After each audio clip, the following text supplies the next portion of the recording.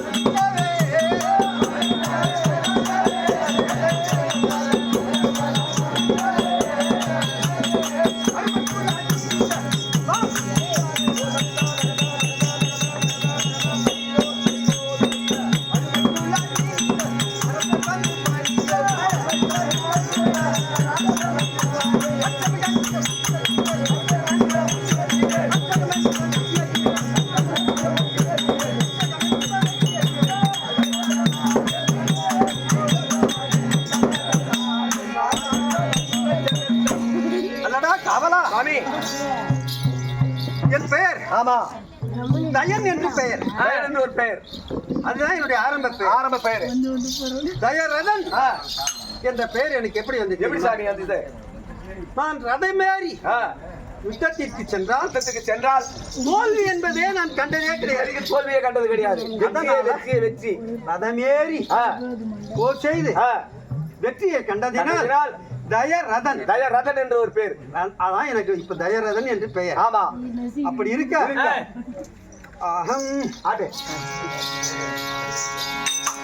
நான் சுத்திர காலத்தி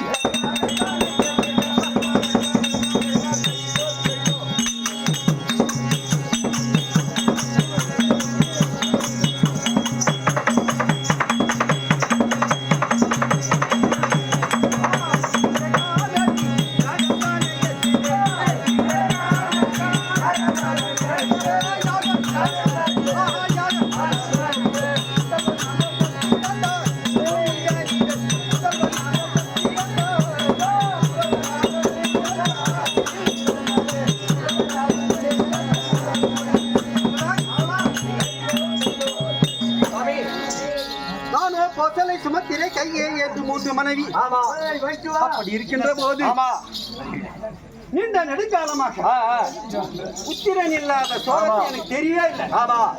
காலம் பூரா நாட்டுக்காகவும் இப்படியே இருந்துட்டு. அப்படி இருக்கின்ற போது ஒரு நாள் தூதுவர்களை அனுப்பினேன். நாட்டிலே மக்கள் குறைபாடு இருக்கிறது. என்ன பேசுகிறார்கள்? வியாபாரிகள் எப்படி இருக்கிறார்கள்? விவசாயம் எப்படி இருக்கு? குடிமக்கள் எப்படி இருக்கிறாங்க? கல்வி சாலை எப்படி இருக்கிறது இதெல்லாம் தூதுவர்களை விட்டு அனுப்பினேன். ஆமா ஆமா. அப்படி அனுப்புகின்ற போது இரவு நேரத்திலே ஒரு குடிசையில் அவர்கள் போகின்ற போது 2 தம்பதியர் கணவனும் மனைவியும் ஐயா நமக்கு கல்யாணமாக்கி இவ்வளவு காலமாக தனக்கென்று நமக்கு ஒரு பிள்ளை இல்லையே, சந்தானம் இல்லையே, இப்படியே போய்விட்டால் நாம் இந்த வச்சு நாம பொழைச்ச இல்லையா? ஆமா. இதை வச்சு பொழைக்க ஏங்கி பிரலாபித்துக் கொண்டிருக்கிறார்கள். ஆமா. இதை கேட்ட தூதுவர்கள் என்ன ஒரு ஏழை குடியானவன் இந்த மண்வெட்டியும் தட்டியும் வைத்து குழைக்க பிள்ளை இல்லை. மகாராஜா சக்கரவர்த்தி 3 மனைவி இருக்கிறது. அவருக்கு ஒரு பிள்ளை இல்லைன்னு அவர் நினைக்கவே இல்லையா? இவ்வளவு பெரிய சக்கரவர்த்தி பிள்ளை இல்லா சந்ததியாக இருக்கிறாரு. அவருக்கு ஏன் இந்த நினைவு வரல? இத போய் நாம எப்படி அவர்கிட்ட சொல்றது? வயது கொண்டு வந்து நின்றார். செவகா, நாட்டிலே என்ன நடந்தது சொல் என்றால் தயங்குகிறார்.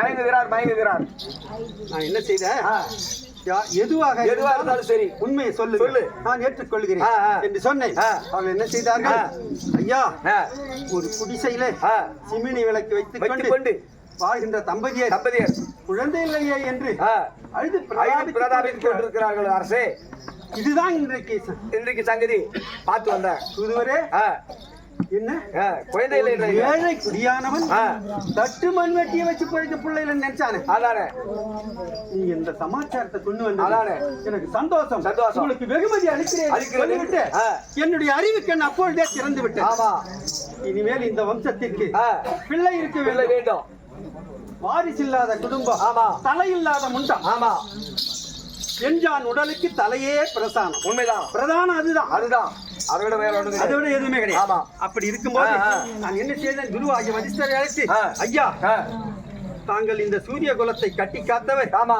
இப்படி பிள்ளை இல்லாமல் இருக்கின்றேன் என்று தாங்கள் ஏன் சொல்லவில்லை என்று சொன்னான். மன்னா, எதுவும் நடக்கும் போதுதான் நடக்கும். இப்பொழுது உனக்கு உன்னுடைய புத்தி நல்லபடியா செயலாகிறது. நீ உடனே மித்திரகாமேட்டி யாகத்தை செய்.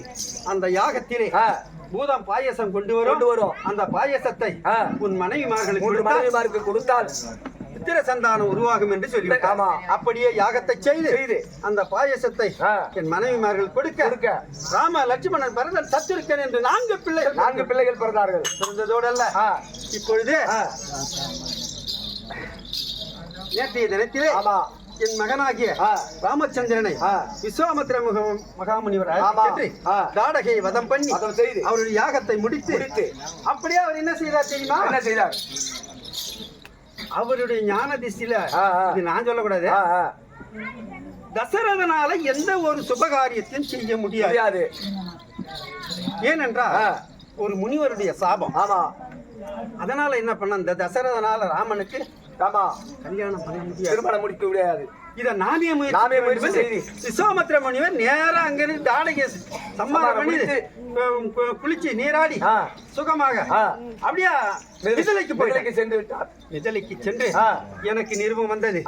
நான் மிதிலாபுரிக்கு நானும் சென்று அங்கே யானை வில்லை வளைத்து ராமன் சீதையை மணந்தார்.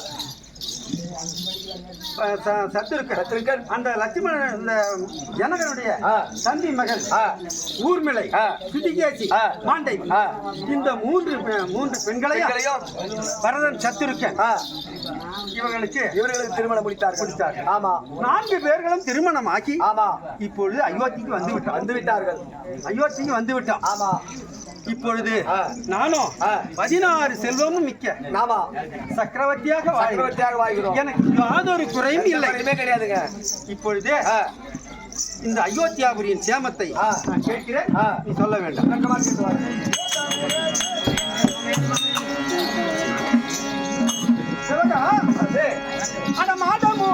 மாறியே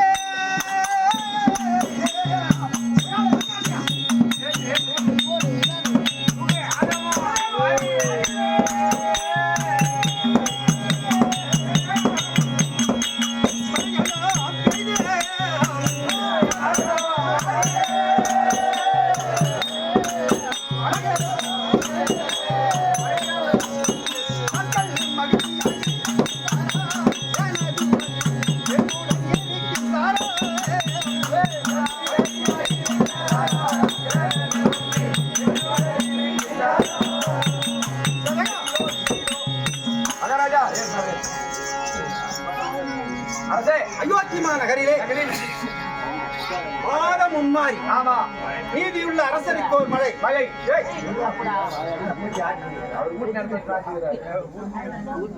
கற்புடைய பெண்ணுக்கு ஒரு மழை. மழை. தெய்வத்திற்கு ஒரு மழை. மழை.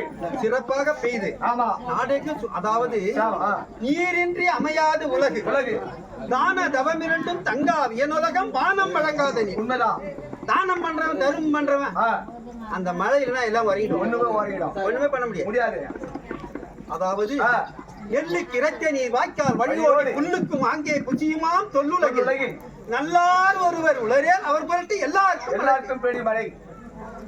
யாருக்கு மழை பெய்யுது? கேப்பா இந்த நெல்லவனும் கேட்டவனும் பக்கத்துல உட்காந்துக்கிறாங்களா? இவனுக்கு பேசிட்டு அந்தாண்ட விட்டுச்சா? எல்லா இடத்துலயும் நினைப்பீங்க. அவன் மழையும் காற்றும் எதையுமே விட்டு வைக்காது. நாற்றம் எடுத்த இடத்திலும் காற்று இருக்கும். மழை இருக்குது பாத்தியா? சாக்கடையிலும் பெய்யும், நதியிலும் பெய்யும், கடல்லையும் பெய்யும். அது யாரையுமே பிரிச்சு விட்டதே கிடையாது. காற்றும் மழையும் ஒரே நிலை, எல்லோரையும் காப்பாற்ற. அப்பேற்பட்ட இந்த அயோத்தியில மாதம் மும்மாரி மழை பெய்து சுகமா இருக்கிறார்களா மக்கள் எல்லாம் சொல்லி வருகிறார்கள். மாதம் மும்மாரிய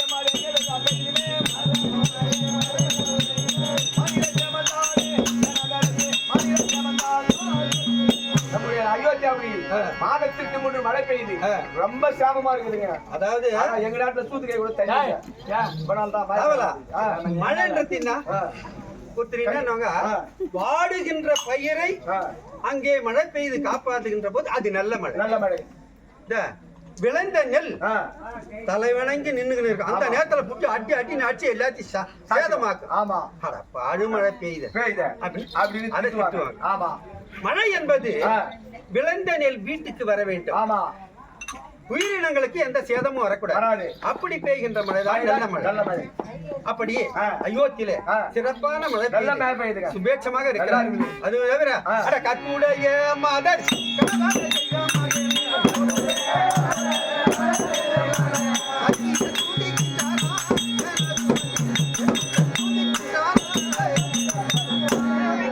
கற்புடைய மாதர்கள் கணவனே கண்கண்ட தெய்வமாக பாவித்து வருகிறார்களா? சொல்லி வருகிறார். கற்புடைய மாதரும்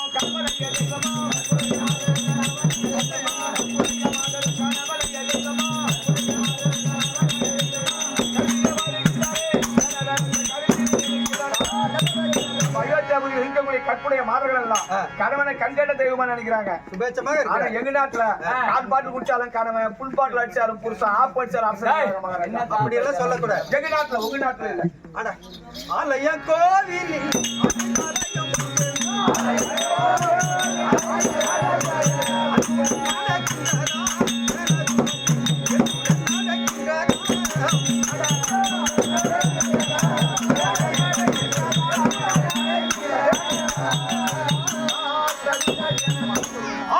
சொல்லக்கூடிய பிரம்மாலயம், கிருஷ்ணாலயம், சிவாலயம், இந்த ஆலயங்களுக்கு எல்லாம் கோவில்களுக்கு எல்லாம் 6 கால பூஜை, அன்ன நைவேத்தியம் தவறாமல் நடக்கிறதா? ஆலய கோவிலோ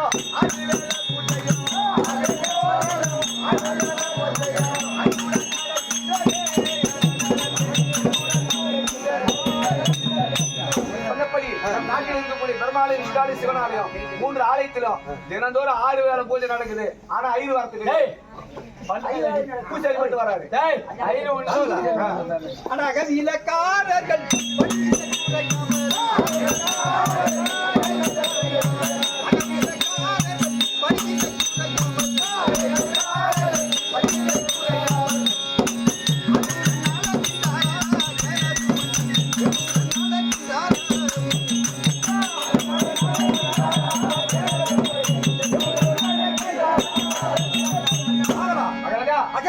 சொல்லக்கூடிய வியாபாரிகள் குடிமக்களுடைய விலை தானியங்களை முறையான அளவிட்டு திருடாம போய் சொல்லாம அளந்து எடுத்துக்கொண்டு அவர்களுடைய காசை கொடுத்து திருப்தியா வாங்குறாங்களா சொல்லி சொல்றாங்க.